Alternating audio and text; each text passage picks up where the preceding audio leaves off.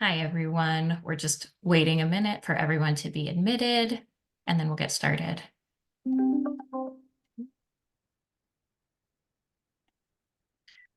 All right. Well, good afternoon, everyone. Welcome to today's Research America Alliance discussion. I'm Savannah Sims, and I'd like to thank you for joining on Zoom today and for your partnership in the Research America Alliance. I hope everyone is looking forward to this important discussion as much as I am. First, a little administrative housekeeping. If your organization is not a member, I hope you'll shoot an email to Joel, our Director of Membership, whose email is in the chat to discuss joining our alliance. And so today we are happy to be joined by Thomas Heymann, President and CEO of Sepsis Alliance, and Dr. Mallory Perry-Eaddy, Assistant Professor of the University of Connecticut School of Nursing and member of the Sepsis Alliance Advisory Board. Thomas and Dr. Perry-Eaddy will discuss the devastating effects of sepsis on children and people of all ages and how Sepsis Alliance is working to promote needed research, raise sepsis awareness in the community, and educate healthcare professionals to diagnose and treat sepsis faster to save lives. Before I turn it over to them, I wanted to remind you to please type your questions into the Q&A box of our chat today, and we will pose as many questions as we can during the Q&A portion of today's session. So thanks again for joining us, Tom and Dr. Perry-Eaddy, and over to you now. Thanks so much, and thanks for the opportunity to be with you today. We really appreciate it. And let's dive in. Go to the next slide, please. So I'm going to start by sharing a story with you that in many ways summarizes the horrible and very personal burden of sepsis and the challenges we face as we work to cure this terrible public health crisis.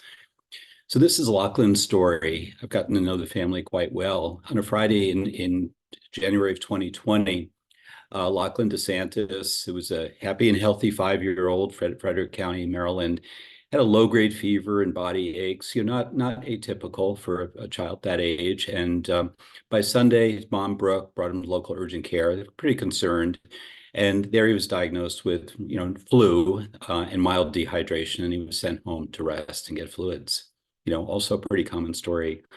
By Monday afternoon, a day later, Lachlan was feeling much worse and was taken to the ER by his family. 12 hours after that first urgent care visit, he died from sepsis. He left behind 2 brothers who I've gotten to know, and his devastated parents, Brooke and William, who I've gotten to know quite well. And this is a quote from Lachlan's dad, William. Before Lachlan passed away, I didn't know that you could get sepsis from the flu. I thought you got it from a cut on your hand and it goes septic. I didn't know you could get it from an infectious disease like the flu. Next slide. And, also sometimes happens a family turns their grief and anger and pain into something very positive, and they created a foundation called Love for Lachlan. Their mission is to prevent infections, which can lead to the flu and then to sepsis.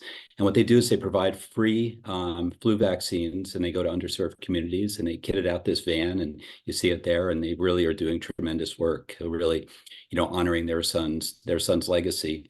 And last year, Sepsis Alliance recognized their work with the Aaron K. Flatley Spirit Award. And the family didn't stop there.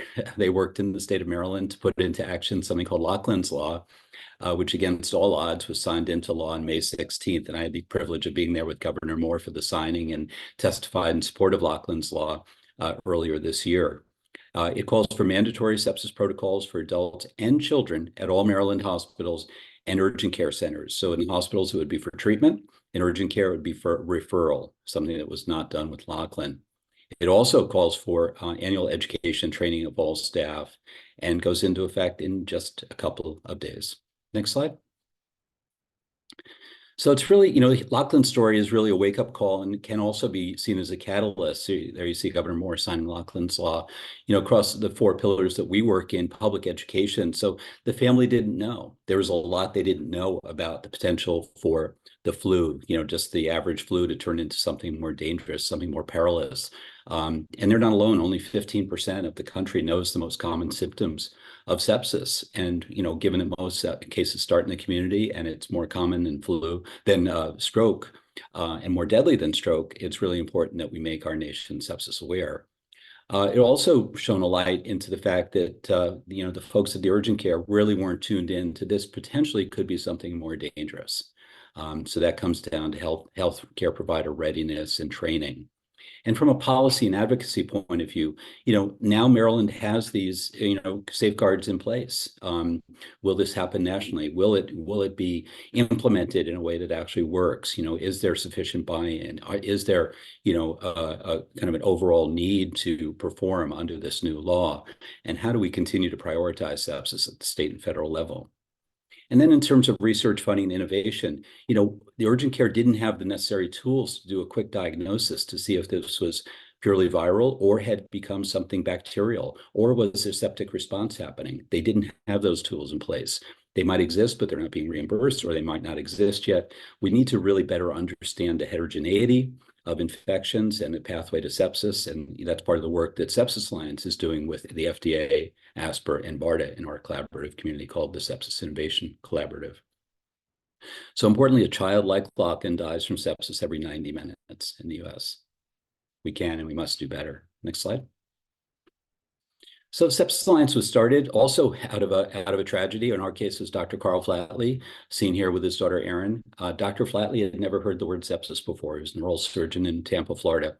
And it wasn't until his 23-year-old daughter, Erin, went in for a hemorrhoidectomy and was sent home without antibiotics or any follow-up of transitional care. And it turned out after the fact, we learned that she had developed a healthcare-acquired infection, which was not caught, and it was not caught upon her 2 additional visits back to the emergency department. So out of Carl and his family's pain and grief and anger started what was at the time the first sepsis patient advocacy organization. There was really no work being done at the CDC.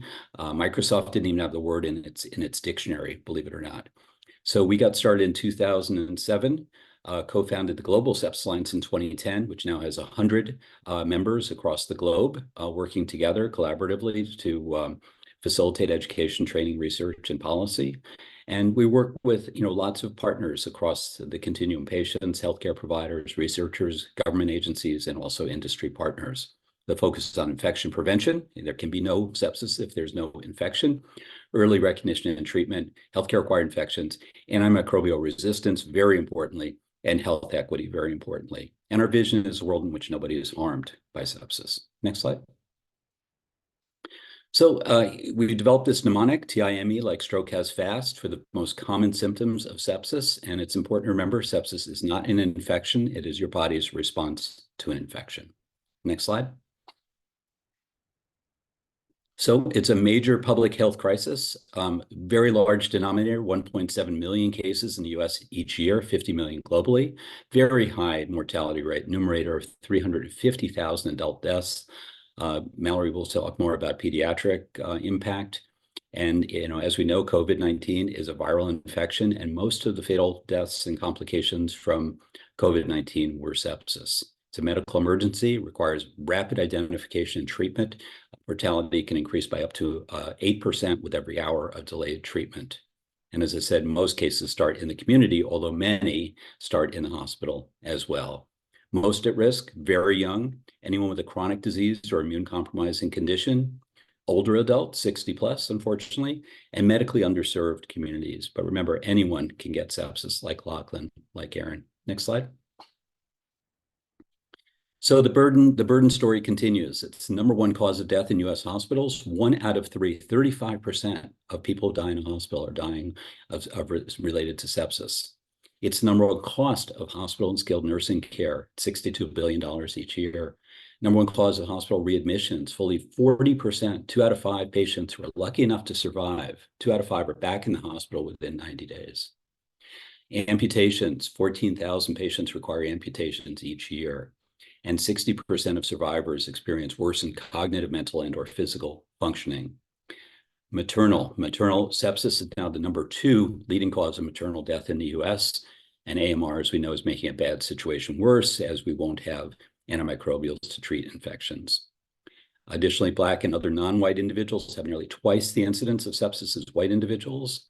And at the same time, only 63% of adults have even heard the word. And only 15% can identify the most common symptoms. Next slide. So I'm going to turn it over to Mallory here to talk more about the impact on children.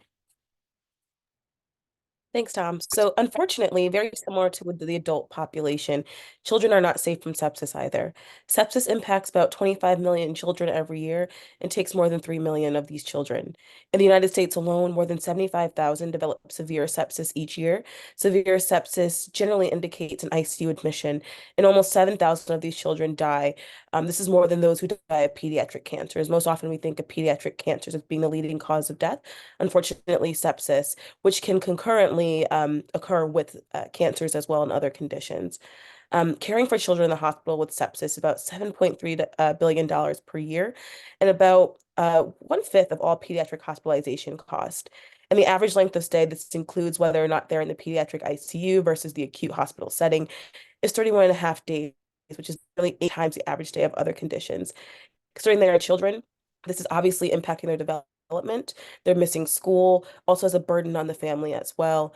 And the median cost per sepsis hospitalization is $26,000, which is nearly 12 times the median cost for all pediatric hospitalizations. Next slide, please.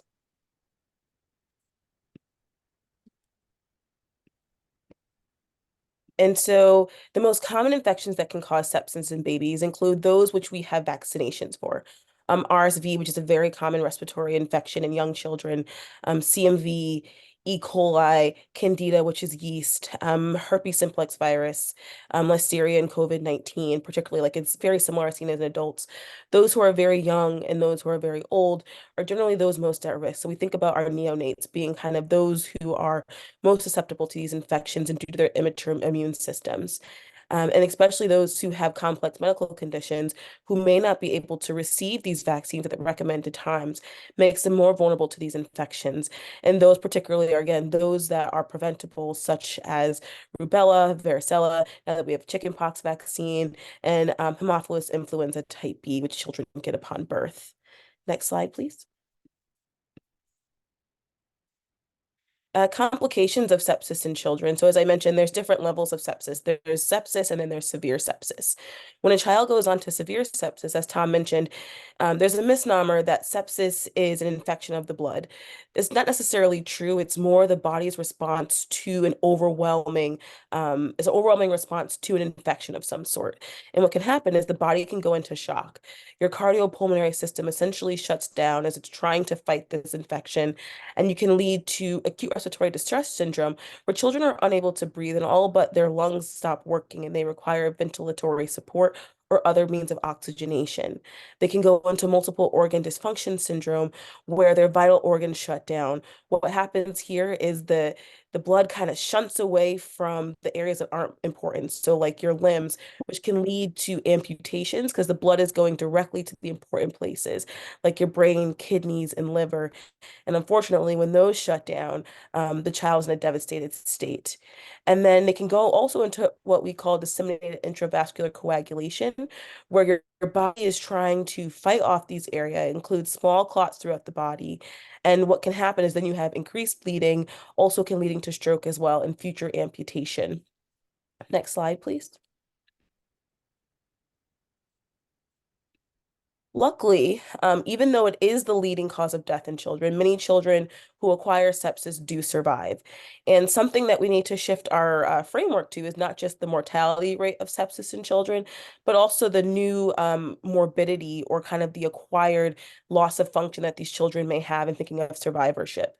So more than 1 in 3 children who survive sepsis still show a change in their cognitive skills after discharge from the hospital. Again, they're missing almost a month worth of school if they are a little bit older, or developmental milestones that they would have had because they've been in the hospital. Many children require amputations for survival, as noted here on the right. Nearly half need to be readmitted to the hospital at least 1 month after surviving, including more than 20% within 3 months. And a lot of this is due to reoccurring infection, because again, they've used so much of their immune system to fight this condition. Now they're immunocompromised. And again, missed school is common in these children with critical sepsis. More than 2 in 3 children will miss school after discharge. So this is on top of the school that was already missed, for a median of 9.1 missed days. And you have to imagine the school and the work that the parents are missing as well, and the financial burden that can have on the family. Next slide, please. So in 2018, the Society of Critical Care Medicine came up with the Surviving Sepsis campaign as they started to shift away from, again, that mortality to morbidity. And the issue here is that this is particularly in adults. And again, the 2020 iteration that came amidst COVID, again, aimed at adults, but we can use these for children as well. And the whole crux of this campaign, I know it's a little bit small, but the whole crux of this is that we need to identify really early those who are having signs or symptoms of sepsis, such as Lachlan. In stroke, we know there's a golden hour. If you get the person in within an hour and get them the appropriate treatments, we can possibly save function. It is the same with sepsis. We need to recognize within an hour and get antibiotics in, and we need to make sure we're getting the right antibiotics in. So we need to get blood, and we also need to replenish their blood system and flow by giving them additional fluid. So that hour time point is really imperative to their survival. Next slide, please. And lastly, when we think about children and surviving sepsis and mortality, we have to consider equity. And unfortunately, there is a equitable barrier between race, ethnicity, and socioeconomic status. In children, preterm infants who are Black are more than 2 times more likely to develop sepsis and are more likely to die than non-Black infants. Black children are 30% more likely than white children to develop sepsis after surgery. So those are those hospital-acquired infections. Black children who develop sepsis are more likely to die than white children. And Black or Hispanic children with severe sepsis or septic shock are more likely to die than non-Hispanic white children. So as you can see, there's some work that needs to be done. In socioeconomic status, infants from families without health insurance who are underinsured are 3 times more likely to die from sepsis. And children with public insurance with sepsis or septic shock are more likely to die than children with private insurance or other types. So we've got a lot of work to do on the equity stand of that, as well as there's just too many children who are unfortunately succumbing to sepsis. Next slide, please. I'm going to turn it back to Tom. Great. Thanks so much, Mallory. Yeah, so we need to get the word out. Sepsis is not as well known as it needs to be. Our website, sepsis.org, thankfully is getting now over 2 million visits each year. And so the word is getting out and things are starting to change. There's growing familiarity with it as a medical emergency. We want folks to be enlightened, not necessarily frightened. And so we have vast resources. You can see some of them here. We have a Faces of Sepsis community of nearly over 2,000 experiences and stories have been shared. We have lots of deep content in English and Spanish, content for intellectually disabled adults, intellectually disabled children, all kinds of resources available free of charge. Happy to have you share those out. Check all of this out on sepsis.org. Next slide. Similarly, we found out that our healthcare professional community was really lacking in their knowledge of, expertise in, and kind of just on the radar aspects of sepsis, and many diagnoses were being missed, like with Lachlan. This is happening every day. So as an organization, we made a commitment to make sure that our nation's healthcare professionals were as well trained in sepsis as they are in stroke. And with some additional funding from BARDA, we created the Sepsis Alliance Institute, which now has over 150 courses available free for practitioners across the continuum of care, school nurses, OBGYN, oncology, et cetera. And this number is now approaching 50,000 learners in our community already. Sepsis Alliance Institute. Next slide, please.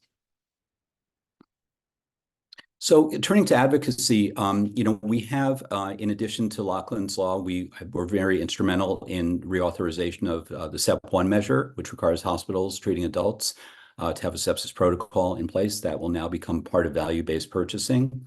And I think a lot of our success in advocacy and policy work has been that we have now an army of advocates across the country, every state, most congressional districts, who we activate through sepsisvoices.org. And we can get them activated on issues of importance to our community, whether it's vaccine access or AMR or Pasteur Act or things like that. So the latest initiative from us is called Lulu's Law. And it's just reintroduced in the House. Mikey Sherrill, Democrat from Jersey, joined with Larry Bucshon from Indiana to introduce it in the House. We're looking for a Republican co-sponsor in the Senate to work with Bob Casey, Pennsylvania. And it's named in honor of Lulu Haynes from Montclair, New Jersey, who passed away at the age of 4, related to appendicitis leading to sepsis. And the law calls for the creation of state pilots to help create what will ultimately be a model similar to the National Cancer Registries, which was so helpful in helping us understand the heterogeneity of cancer not being one thing, but being over 435 different types, which allowed a much more specific and personalized understanding of different types of cancer. We believe that's necessary to really understand the pathway from infection to sepsis. So that's kind of our moonshot. It's a big initiative. It has to happen. It took the cancer registry probably 10 years for it to happen. So we're committed to making that happen. The law also calls for the creation of a national sepsis action plan, which is in accord with the World Health Organization and the G7, calling for all nations to have such a plan. U.S. does not yet. Several countries do. Switzerland, the UK, and others have. So we're pushing for the U.S. to have something similarly. Next slide. So, here's more information about the Sepsis Action Plan. We can skip this slide, and we can go to Q&A. Thank you. Wow. Well, thank you both, Tom and Dr. Perry, for such a incredible but frankly chilling presentation. And so, I really appreciate the stories that you shared with us and for presenting all of this today. And so, before we open it up to audience Q&A, which just as a quick reminder, feel free to add any of your questions in the chat that you have. But I was going to start with a few questions myself. And so, you covered a wide breadth of, talking about sepsis, about how that the patient care, as well as moving into the policy. And so I just kind of wanted to dig a little bit deeper into a few of these points. And so, my first question is, what are some of the common misconceptions about sepsis, and how are you all in the Sepsis Alliance working on addressing both mis and disinformation with the public? I know we touched on that a little bit, but I think it would be helpful to expand. Mallory, do you want to take that first? Sure, I can take the first half of that. So some of the misconceptions of sepsis, as I kind of mentioned, is most people often think it is a blood poisoning or a blood infection, something, has gotten into your blood that's causing that. That's not completely incorrect, but really what it is your body's overwhelming response to that insult or that bacteria or that virus. So something super small, such as a cut on your finger, can occur. I'm a pediatric ICU nurse. I've seen things as innocuous as flu. You think the flu, oh, that shouldn't, cause sepsis. Right. Or I've seen things like kids have gone to petting zoos and they get a bacterial infection in their stomach, but that can also lead to sepsis as well. So there are Wow. many things that can lead to sepsis. Also, I think other misconceptions are that usually it's very elderly people, but as we've seen today, it can happen very much in children. And mortality, we think of death as kind of being the end all be all of sepsis, which unfortunately death is it's a high rate in sepsis, but there are those survivors and we need to support them as well. So those are the misconceptions that I often see. Yeah. Yeah. And I would add in, we found it helpful, and this came from an EMS, a first responder on our advisory board, kind of sepsis can be complicated to understand. Well, it's not the infection. What is it really? And we kind of use the story of a bee sting. And, we get you stung by a bee, it hurts for sure. You put some ice on it and you're usually better, Right. no problem, unless your body has that anaphylactic reaction, which I don't understand what that is, but I understand the connection between the bee sting and the anaphylactic reaction to the bee sting. Right. And similarly, sepsis, you need that pathogen, you need that infection, but it's your body's response to that infection that really creates that cascade toward bad things happening. Absolutely. Yeah. Thank you so much. And I think I'm going to expand a little bit on this question with the next question. And in both of your perspectives, what does a sepsis aware society look like? And are there other illnesses that you've seen that the public is aware of that can serve as a model? I know you mentioned with this, I loved the acronym and the comparison to, stroke has the acronym and you all have developed that one. So, if, are there models, and how do we build this sepsis aware society? Yeah. Mallory, do you want to lead that one too? Sure. Yeah. So absolutely with stroke, there's the golden hour in stroke. People know once you start having symptoms, once you see that droop, you definitely need to get to a hospital. And we have that hour that we can get medications in and really preserve function. And sepsis is very much the same way. And that's what the Sepsis Alliance is working on, is getting that advocacy out there. And in the hospitals, that time mnemonic, I provided to different nurses that time mnemonic also, because in the hospital, I think sometimes we're so overwhelmed with things that are going on, sometimes things can get missed. So that hour is still important in the hospitals as well. I think things like CPR. CPR, we know that you see someone goes down, you immediately react. Sometimes with sepsis, there's a little bit of a delayed response. And so we need to make people aware so that they're doing this kind of right at the time of seeing something's off or something's different. Yeah. Yeah, I think there's tremendous opportunity, which we need to see. Is there was a time when we didn't really understand stroke or MI that well. Right. And there will be a day when with sepsis, we were like stroke and MI, that people really understand that the symptoms and that it can cascade very, very quickly. Absolutely. So, once again, this is leading off of some of what you touched on. You all are, the Sepsis Alliance is an advocacy group, and you described some of the goals with Lulu's Law, this session of Congress. I just wanted to ask, are there other goals for this session of Congress? But most importantly, how can advocates make sure, and science advocates, make sure that their Congress people are prioritizing this biomedical research in sepsis? Yeah, it's a very busy landscape. They're hearing from a lot of folks, and I Yeah. think we just need to make them understand that this is happening in their community, and sometimes you can leverage data. For example, Louisiana is the worst in the nation in terms of Okay. sepsis, and we made that fact clear to Senator Cassidy, and all of a sudden he got very interested in a competitive way. Right. So I think that, and bringing constituents in who have a story to tell. So data is not enough. It's one piece of the equation, but we really believe that to get to the mind, you have to go through the heart, particularly in these times when the mind is so busy. Yeah. So, we do advocacy training to help our advocates be more confident in their ability to tell their story and tell the sepsis story. And then we really encourage them to speak to the media, speak to their elected officials. We're going to have a fly-in day in September on sepsis. We'll also be talking about AMR. Yeah. So I think, we'll be walking the halls and raising the volume and really making this understood. This is as bipartisan as you can get. Right. Save lives and save money at the Yeah. same time. Who's against that? Well, Exactly. so you need to bang that drum. Super helpful. And I actually had another question that you just explained pretty eloquently, but I wanted to dig in a little bit more. For this disease that affects millions of people, like you said, it's the number one killer in hospitals.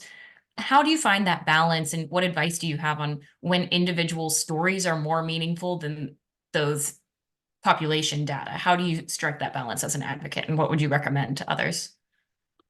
We're all about the patient experience and the patient story. I think, and that is a component of everything we do, whether it's patient public education, whether it's healthcare professional education and training. Everyone's busy. And I think if you bring it back to the patient and the patient experience, you have a much greater chance of breaking through to get your message across. And that goes for elected officials, it goes for industry.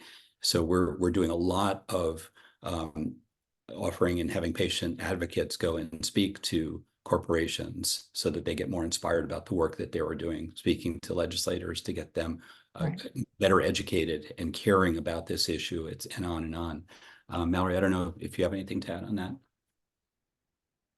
Absolutely. I think that individual stories are really what pull at people's heartstrings and really make it real. I think you can see this data and you've got millions of people. I think about during COVID too, when they used to, have the numbers rolling on the screen of like how many deaths. But until it happens to you or you see someone that looks like you or you're able to relate to, I think sometimes it doesn't really hit the way it should. I know, for example, even in my family, sepsis hit. My grandfather passed in 2020 from COVID and then complications of sepsis. And I think even for me, being a sepsis researcher, it really kind of struck a different chord and a different fight than that you would see when you kind of just see the numbers in a broad stroke. Absolutely. Yeah. And thank you again for all your work and turning that into something so valuable for, all of our families. Because like you said, it, can impact any of us. And so just to keep it moving, because I want to make sure I do give the audience a chance to ask questions as well. But I think I have one final question, and that is, as you mentioned, one of the main challenges with sepsis is antimicrobial resistance. And, if we aren't having antibiotics, antimicrobials to fight these infections, that's exacerbating this already bad issue. And so, are there research milestones happening that, in combating AMR, and what are ways that advocates and policymakers can make a difference in AMR? Now, you want to lead on this one? Sure. I think about even personally myself growing up, like, we'd always have like the pink amoxicillin we were all Yeah. given, right? Like we always just drink it like it was like candy, right? And we Yeah. don't do that anymore. I Right. think it's just, at least from the healthcare provider side, it's the clear instructions, complete your whole course of Mhm. antibiotics, but particularly if someone's coming in for sepsis or an infection, making sure we know the source of the infection, whether or not it's bacterial or viral, because if it's viral and we're giving antibiotics, that's leading more to this AMR, right? It's not Right. necessarily helping. And making sure we know what we're treating and having these protocols and policies that are in place, such as Lachlan's Law, where there are these protocols to make sure that we are testing for the right bugs and giving the right drugs in that time and place is very important. Absolutely. Yeah. And, obviously, things like the Pasture Act, we're very, very much in support of. We need a pipeline. The market is not going to fix this. There's not enough money in developing antimicrobials. We know that. We can't kind of reduce use our way out of this. That's Right. got to be a component of it. And I think, we're really strong advocates for the introduction of diagnostic tools.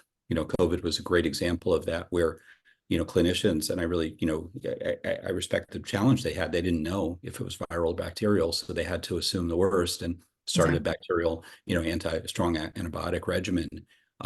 So there was a lot of overuse, but because there wasn't enough information, there wasn't enough data available from a diagnostic tool that hopefully would be in place as far upstream as we can possibly bring it into the home, into urgent care. Absolutely.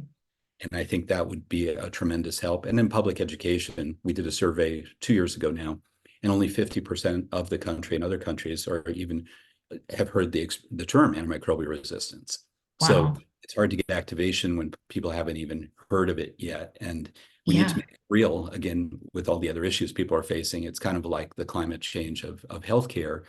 And so a model we're using is saying, like, imagine you come home and you're cooking and there's a kitchen fire and your fire extinguisher doesn't work and you have no tools. So Right. your house burns down, or maybe you're lucky and the fire goes out by itself. And that's what we need to get people to start to imagine, what's very hard to imagine, which is a post-antibiotic era. Right.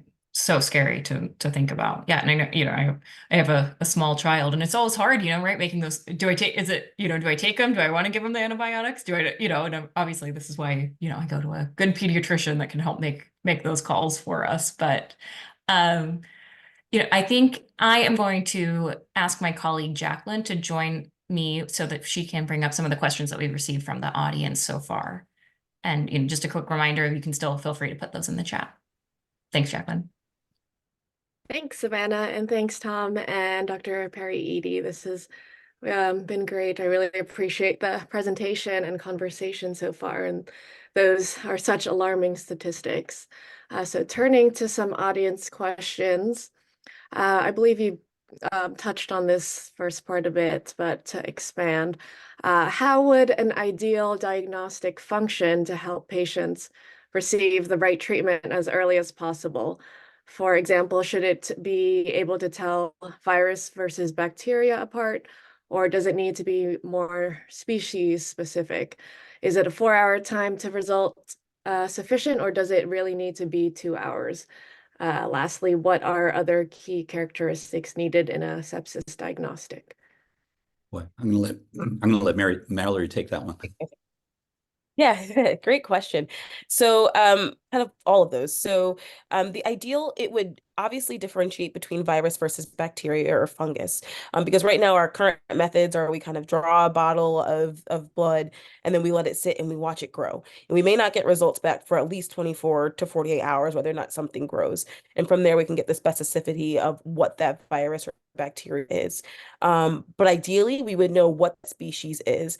When we have that first hour, when we're giving that antibiotic, we're just giving a broad spectrum antibiotic to just cover anything that may possibly be there, because we know that can lead to AMR. And so having more ideally, the quicker we can get it. So whether that be 2 hours, if we can get that would be more ideal, or 4 hours after that first antibiotic finishes, we can then give a specific antibiotic at the right time to really help that patient.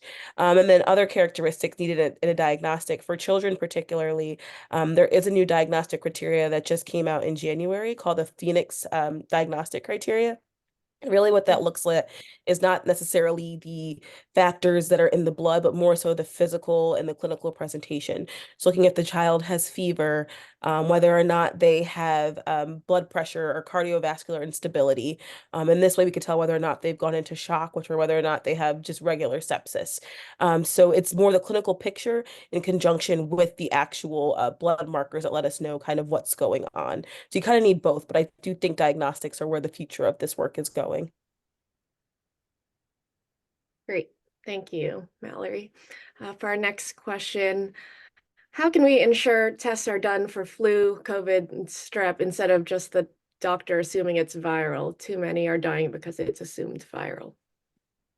I'm going to defer again to the doctor.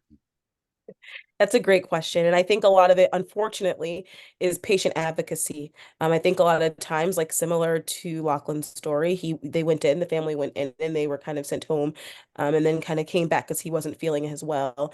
And so it's kind of knowing whether or not you need to go back and kind of pushing those questions as well, and advocating for yourself or your family member for additional testing. Generally speaking, now most places, if you go in, they're going to do a flu, COVID, strep. If that's negative, you can always advocate for additional tests as well.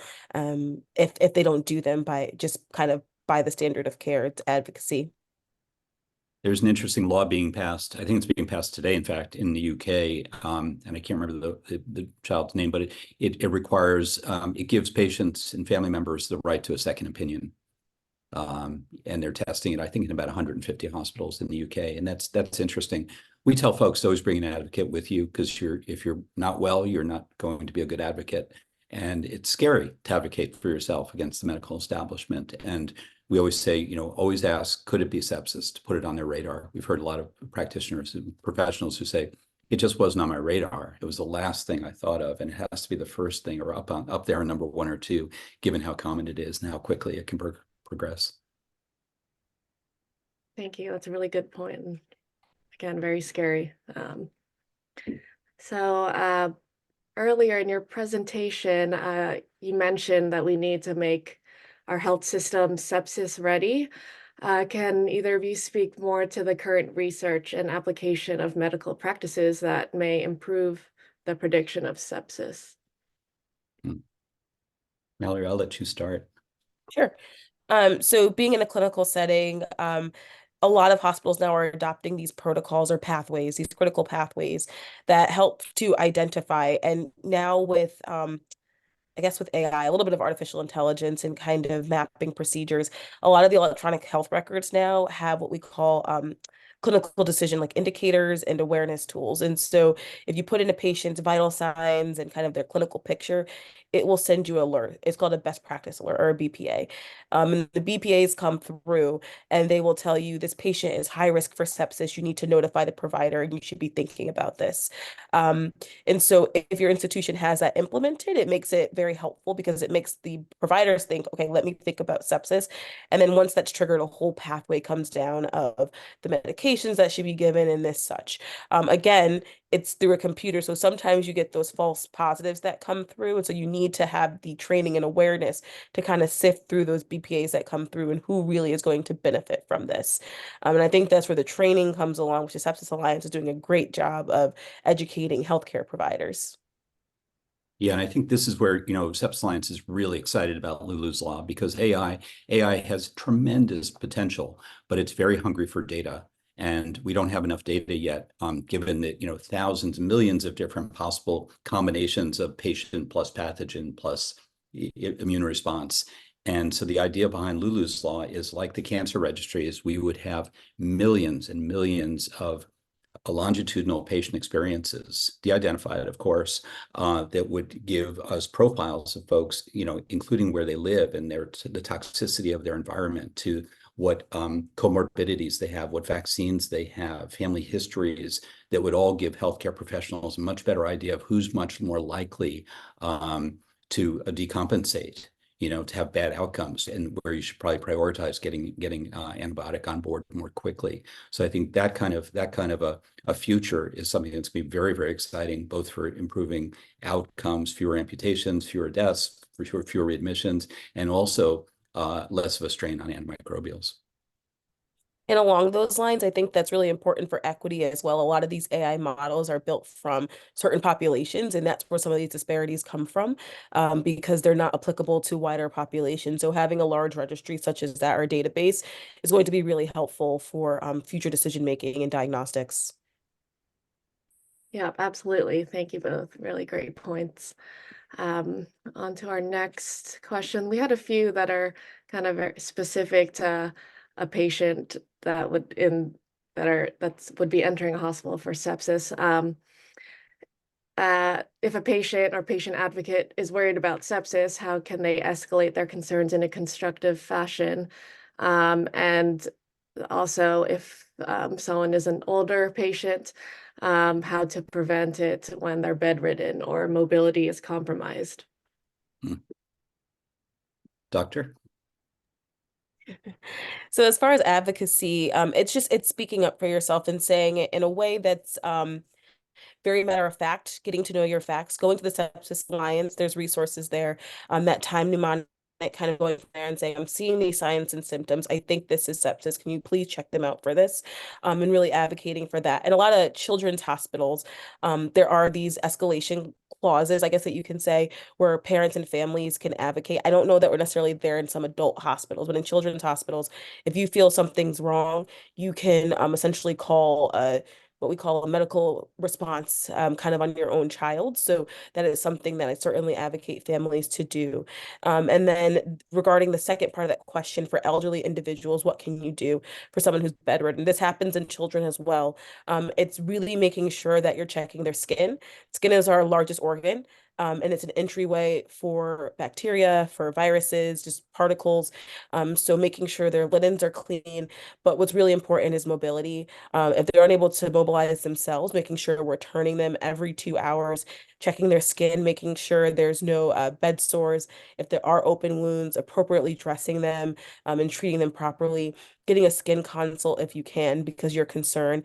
And another part of that too is nutrition. Nutritional status can obviously compromise someone's immune system. So if they're not really eating, they can get nutrition in other ways, whether that be through IV fluids or whether that be through kind of a tube that goes into their stomach, but really making sure they're getting the appropriate nutrition and being mobilized really, really well. And again, if you have issues or concerns, you need to advocate for that individual and kind of really get that up to the ladder to the next person to let them know that you have those concerns. Great, thank you so much. And I think I have only time for one last one to close, and I'll turn it back to Savannah. How can researchers connect better with clinicians to find solutions that are efficient to treat patients? I'll start. I'm really excited. Sepsis Alliance just was awarded a PCORI contract to create something called the Patient Academy. And the idea behind the Patient Academy is that we have a disconnect between patients and clinicians and researchers, and they need to be not in silos, but to join together. But there's a language fluency challenge there. Many patients can tell their story, but they really don't understand what clinical trials are about or the FDA regulatory process. And so there's a lack of ability to communicate from one silo to another. So the Patient Academy is, we're pulling together cohorts from those three groups and basically working together to develop a curriculum so that patients will be able to more effectively participate in research, whether it's for new antimicrobials or diagnostics, and also to be more involved in quality improvement initiatives. Wonderful. That program sounds great. Very helpful. And I will turn it back to Savannah. Thanks, Jacqueline. As she mentioned, unfortunately, I think that's all we have time for today, but I just wanted to say thank you so much again to both Tom and Dr. Perry-Eaddy for taking your time to give such a fantastic overview and inspire all of us. So, and thank you to the audience for your thoughts and participation. And so before you go, we hope that you can join us on June 4th at noon ET for an Alliance discussion featuring Dr. Megan Frisk, Director of International Affairs at ARPA-H. We'll have a conversation on how ARPA-H is working to find high-impact novel solutions to society's most challenging health problems and how they engage internationally. So thank you again for joining us today, and we look forward to seeing you again soon. Have a great afternoon. Thank you.